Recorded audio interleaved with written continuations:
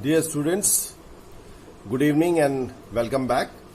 Now this is your tomorrow's lecture, which I shall be posting today itself on LMS. We have already discussed in the previous lecture, students. I have taken one lecture on Microsoft Team also. That was the first one where we interacted. I tried to expose you to the subject. Thereafter, 2 or 3 lectures I posted where I have tried to tell you about the industrial laws. I think you have gone through it and understood the content of the industrial law as a subject. I have discussed in detail what all we have in Unit 1, Unit 2, Unit 3, Unit 4 and Unit 5. Now today onwards, now we will come up to the real syllabus. We will start with the study. Now Unit 1 comprises of your this Workmen Compensation Act. So as I already told you, this particular act pertains to compensation being paid to an employee or a worker by the employer in case he sustains any kind of injury or contracts any kind of occupational disease or he dies. So because of these 3 factors, he may be compensated, right? Now today we are starting with the slides for workmen compensation. Now WC Act is a major act for the social security of the workmen. So this is an act which talks about the social security because it gives compensation in case he falls ill, he is prey to some kind of injury. So all these things are taken care of.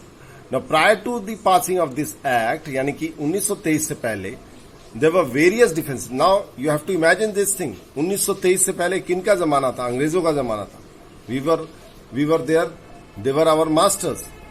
So the most of the things they were all dictated by the Britishers, and we Indians had to fall in line and to follow that. Now prior to passing of this act, यानी कि 1923 से पहले जब ये कानून नहीं था, there were various differences taken by the employers. Employer कई तरह के बहाने बनाते थे जिससे कि उनको कॉम्पनसेशन पे करना ना पड़े to prevent the workman from getting various benefits. Because it was a time of britishers, most of the big industries and companies they were in the hand of the britishers. They were exploiting the Indian labour and the workman और the employees, and they were just minting money. They were just making their profit. They were never concerned about the welfare or the well-being of the employees. So this was the scenario prior to 23. But because of certain, there was, you can say there was a revolution, freedom revolution going on in the country. People were getting agitated because they were not getting good compensation. They were not getting good, you can say, working conditions to work. So they were kind of revolting. So out of, you can say, compulsion, in 1923, the Britishers, they passed this Workmen Compensation Act, which talked about compensating the workmen on ground of injury or death, or if he contracts any kind of occupational disease.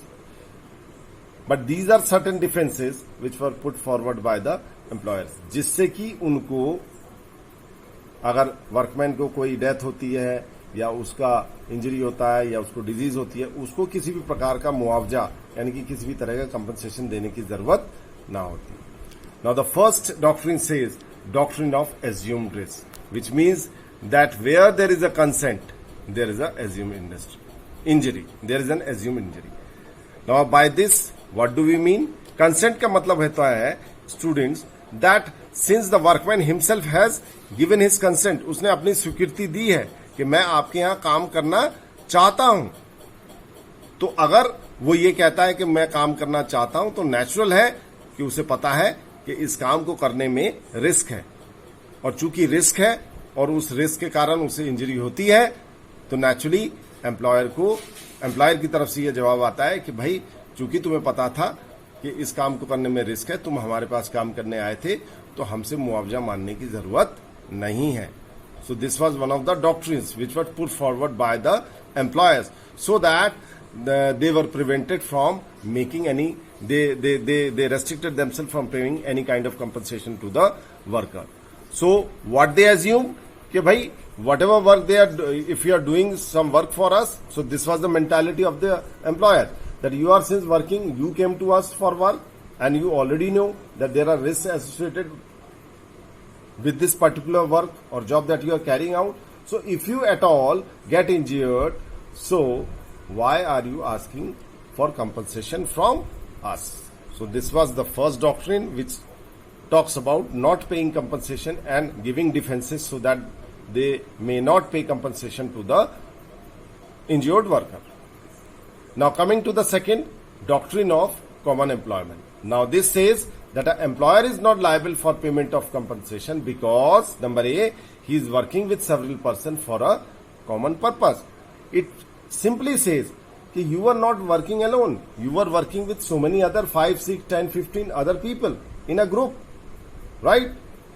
Number one. Number two, he is injured by some act or omission. Either he did something or he did not do something which he was supposed to do of some of the person of his group.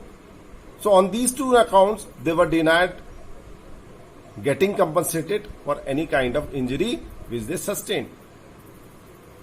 अगर हिंदी में इसको समझाऊं तो ये है कि भाई आप दूसरों के साथ मिलके काम कर रहे थे.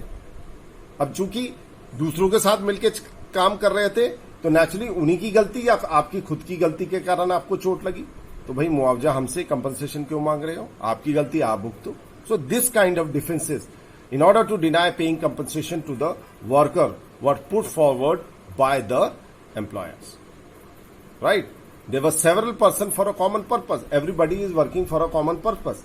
They are working for the organization. Why you only got injured? And since you were working with several other persons, there is a common employment.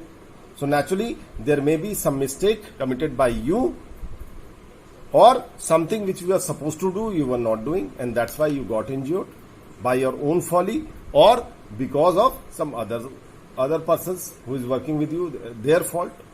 So in a way, this was a kind of scenario whereby the employer was denying payment of compensation on these flimsy or these fictitious kind of arguments.